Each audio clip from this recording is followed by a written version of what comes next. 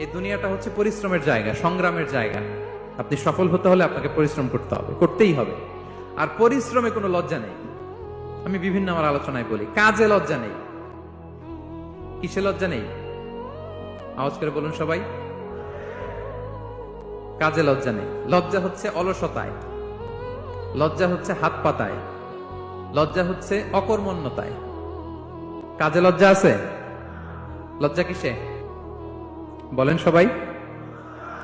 লজ্জা হচ্ছে অলসতায়, অকর্মণ্যতায়। যারা কাজ না করে ফুটানি মারে, ওইটাতে লজ্জা। অনেকে আছে ফুটানি মারে, আছে না নাই? কাজ করে না, সব ফুটানি।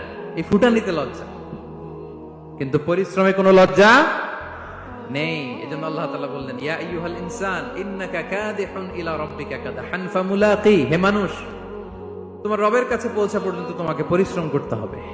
হাড় ভাঙা পরিশ্রম করে